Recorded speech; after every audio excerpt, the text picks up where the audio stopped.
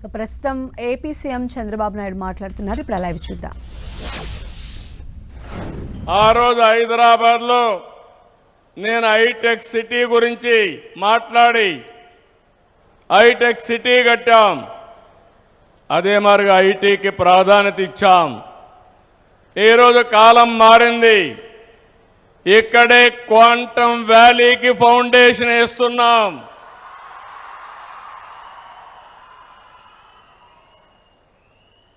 ఇండియాలో మొట్టమొదటిసారిగా ఒకప్పుడు హైటెక్ మాట్లాడితే ఐటీ మాట్లాడితే అర్థం కాలేదు. ఇప్పుడు క్వాంటమ్ కంప్యూటర్ మాట్లాడితే చాలామంది అంటున్నారు అది ఏం చేస్తుందని. ఇప్పుడుండే కంప్యూటర్స్ కంటే 1000 రెట్లు ఫాస్టర్గా ఏది కావాలన్నా క్యాలిక్యులేషన్ చేసే శక్తి క్వాంటమ్ కంప్యూటర్కి ఉంటుంది. ఇంకో పక్కన ఇక్కడ పిల్లలు ఉన్నారు, వీటిలో మీరున్నారు. ఆల్గరిథమ్స్ రాసే బాధ్యత మీదే, ఏఐ రాసే బాధ్యత మీదే. ఒకప్పుడు ఐటీ అంటే తెలియని వాళ్ళు ఐటీ నేర్చుకుని ప్రోడక్ట్స్ తయారు చేశారు. ఈరోజు మీరందరూ కూడా నేను ఒకే పిలిపించాను. ప్రతి ఒక్క ఇంటికి ఒక ఏఐ యూస్ కేస్ అన్న తయారు చేయాలి, లేకపోతే ఏఐనా వాడాలని. ప్రతి ఒక్క ఇంటిలో ఒక ఆంట్రప్రెన్యూర్ తయారు కావాలి. ఒకప్పుడు మీరందరూ ఉద్యోగాలు అడిగేవాళ్ళు. నేను మొట్టమొదటిసారిగా ఎమ్మెల్యే అయినప్పుడు చూశాను.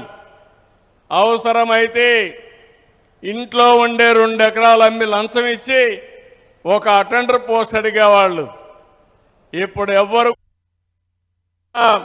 కలెక్టర్ కంటే ఐటీ బెటర్ అని అందరూ కూడా ఐటీ చేసి గ్లోబల్ సిటిజన్స్ అయ్యే పరిస్థితికి వస్తున్నారంటే అది తెలుగువాడి సత్తా అని మరొకసారి తెలియజేస్తున్నా. అందుకని ఈరోజు ఈ అమరావతిని మీరు ఒక్కసారి ఆలోచిస్తే మనం 2వ తారీఖు మాట్లాడుకుంటాం కాబట్టి నేను ఎక్కువ విషయాలు ఇక్కడ మాట్లాడను.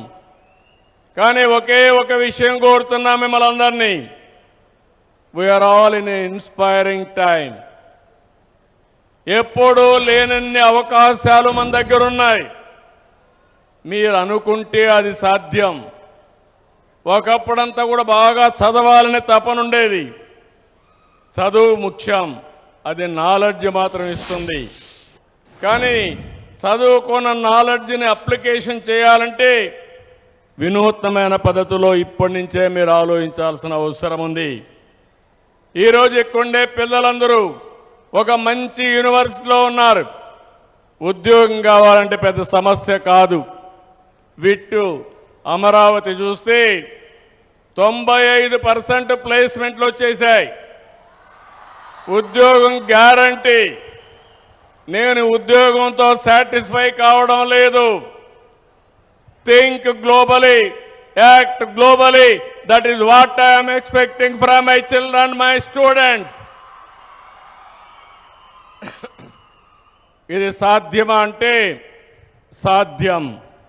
ఎందుకంటే సిలికాన్ వ్యాలీ నుంచి స్పేస్ ఎక్స్ వరకు, గూగుల్ నుంచి మైక్రోసాఫ్ట్ వరకు, నాసా నుంచి వాల్ స్ట్రీట్ వరకు ఎక్కడ చూసినా భారతీయులే. అందులో అగ్రస్థానంలో తెలుగు వాళ్ళేనని చెప్పి కూడా నేను మీకు తెలియజేస్తున్నా. ఒక సుందర పిచ్చాయ్, నాదెళ్ల సత్య, ఇంద్రా నోయి, అజయ్ బంగా, శాంతను నారాయణ ఇలాంటి వాళ్ళందరూ ఇంటర్నేషనల్గా వెళ్ళి బ్రహ్మాండంగా పనిచేస్తున్నారు.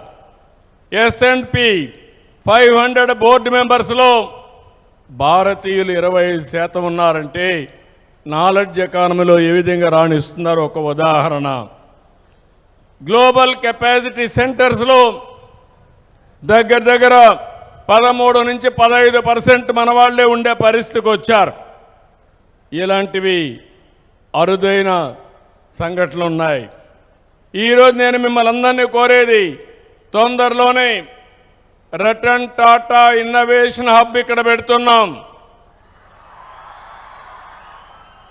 5 జోన్స్లో విశాఖపట్నం కేంద్రంగా, విజయవాడ కేంద్రంగా, తిరుపతి కేంద్రంగా, అనంతపూర్, రాజమండ్రి కేంద్రంగా 5 జోన్స్ పెడతాం.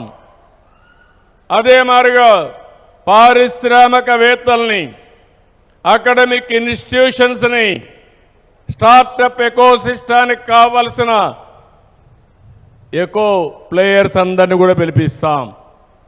నా ఆలోచన ఒకటి, ఈరోజు ఆంధ్ర రాష్ట్రంలో ఉండే ప్రతి ఒక్కరు కూడా రాబోయే రోజుల్లో ప్రపంచం మొత్తం సేవలు అందించే సిటిజన్స్గా తయారు కావాలని నా కోరిక అని చెప్పి కూడా నేను మీకు తెలియజేస్తున్నా. ఒక ఉదాహరణ మీకు చెప్తున్నాను. ఈరోజు వాట్సాప్ గవర్నెన్స్ ఉంది. ఒకప్పుడైతే ఏ చిన్న పని కావాలన్నా ఎంఆర్ఓ ఆఫీసుకు పోవాలి, క్యాస్ట్ సర్టిఫికేట్ కావాలన్నా, డేట్ ఆఫ్ బర్త్ కావాలన్నా, నేటివిటీ కావాలన్నా అన్నిటికి వెళ్ళాలి. అన్నెసరీ సర్టిఫికేట్లు అన్నీ ఇచ్చేవాళ్ళు. స్టూడెంట్స్ కూడా గంటల తరబడి ఆఫీసుల చుట్టూ తిరిగేవారు. ఈరోజు నేను వచ్చిన తర్వాత ఒకటి ఇంట్రడ్యూస్ చేశాను, వాట్సాప్ గవర్నెన్స్. 1000 సేవలు వాట్సాప్ ద్వారా మీ సెల్ ఫోన్లోనే ఏ సేవలు కావాలన్నా ఇచ్చే ఏర్పాటు చేశామంటే అది తెలుగుదేశం పార్టీ ఎన్డీఏ గవర్నమెంట్ అని చెప్పి తెలియజేస్తున్నా. అందులో కూడా మీరు ఫిల్అప్ కూడా చేయక్కర్లేదు. నెంబర్ కొట్టి హాయ్ అని ఏం కావాలనో చెప్తే ఆటోమేటిక్గా సేవలు మీకు అందించే పరిస్థితికి వస్తున్నాం. నేను ఒక ఎగ్జాంపుల్ చెప్తున్నాను ఇక్కడుండే స్టూడెంట్స్కి అందరికీ. స్వర్ణ ఆంధ్రప్రదేశ్ 2047కి ఒక రోడ్ మ్యాప్ తయారు చేశాం. 10 ప్రిన్సిపల్స్ పెట్టుకున్నాం. ఈరోజు మన ఆదాయం మీరు చూస్తే దగ్గర దగ్గర 2,60,000 రూపాయలు ఉంది పర్ క్యాపిటా ఇన్కమ్. 2047కి 58 లక్షల రూపాయలు పర్ క్యాపిటా ఇన్కమ్ చేయాలని ముందుకు పోతున్నామని చెప్పి కూడా నేను మీకు తెలియజేస్తున్నా.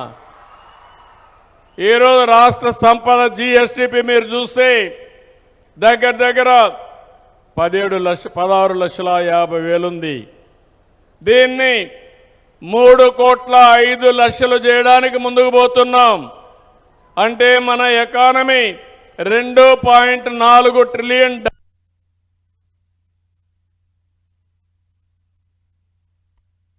గారైతే వికసిత్ భారత్ 2047 ప్రణాళిక తయారు చేశారు. ఒకప్పుడు 10వ ఆర్థిక వ్యవస్థ, నిన్నటి వరకు చూస్తే 4. ఈరోజు ఐఎంఎఫ్ అనౌన్స్ చేశారు 4వ ఆర్థిక వ్యవస్థ భారతదేశం. ఇంకొక 2 ఏళ్లలో 3వ ఆర్థిక వ్యవస్థకు వస్తాం. 2047కి మిమ్మల్ని అందరినీ చూస్తే నాకు ఆ ధైర్యం ఉంది. భారతదేశం ప్రపంచంలో నెంబర్ 1గా నెంబర్ 2గా ఉంటుంది తప్ప ఇంకొకటి కాదని కూడా విజ్ఞప్తి చేస్తున్నా. నిన్నే మనం చూసాం కాశ్మీర్లో టెర్రరిస్టులు చేసిన పని. ఈ దేశం యొక్క శక్తి ముందర ఇలాంటి కుయుక్తులు ఏమీ పని చేయవు, అది గుర్తుపెట్టుకోమని హెచ్చరిస్తున్నా. ఎవరైనా భారతదేశ జోలుకొస్తే అక్కడి నుంచి మటాష్ అయిపోతారు తప్ప వీళ్ళు చేయగలిగింది ఏమీ ఉండదు. తీవ్రవాద సమస్య కానీ, టెర్రరిస్ట్ సమస్యలు కానీ ఈ దేశాన్ని ఏమీ కూడా షేక్ చేయలేవు.